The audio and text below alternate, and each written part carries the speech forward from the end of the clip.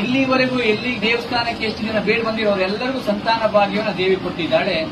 ಇನ್ನು ಮುಂದೆ ರಾಜ್ಯದಾದ್ಯಂತ ಯಾರ್ಯಾರು ಸನಾತನ ಧರ್ಮದಲ್ಲಿ ದೇವಿಯನ್ನ ಬೇಡ್ತಾ ಇದ್ದಾರೋ, ನಾಗನನ್ನ ಬೇಡ್ತಾ ಇದ್ದಾರೋ, ನನಗೆ ಪುತ್ರ ಸಂತಾನ ಬೇಕು ಅಂತೆ, ಅವನ್ನೆಲ್ಲ ಒಂದು ಬಾರಿ ಕ್ರೋಢೀಕರಿಸಿ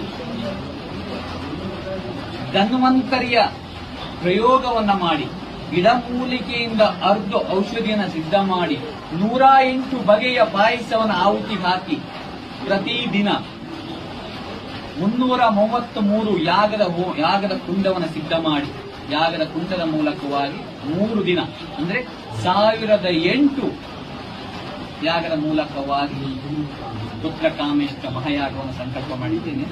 ಯಾರು ಈ ಯಾಗದಲ್ಲಿ ಭಾಗಿಯಾಗ್ತಾರೋ ಅವ್ರಿಗೆ 100ಕ್ಕೆ 100 ಸಂತಾನ ಭಾಗ್ಯ ಆಗೇ ಆಗ್ತದೆ. ಇಲ್ಲಿ ನಿಂತೆ ಹೇಳ್ತಾ ಇದ್ದೀನಿ, 100ಕ್ಕೆ 100 ಆಗ್ತದೆ. ಇಂಥದ್ದೊಂದು ದೊಡ್ಡ ಸಂಕಲ್ಪ ಮಾಡಿ ಯಾಗ ಮಾಡಿ 100ಕ್ಕೆ 100 ಸನಾತನ ಧರ್ಮದಲ್ಲಿ ಸಂತಾನ ಇಲ್ಲದೇ ಇದ್ದರೂ ಸಂತಾನ ಕೊಡುವಂತ ಶಕ್ತಿ ಇದೆ ಅಂತ ಕಾಣಿಸ್ಬೇಕಾಗಿದೆ.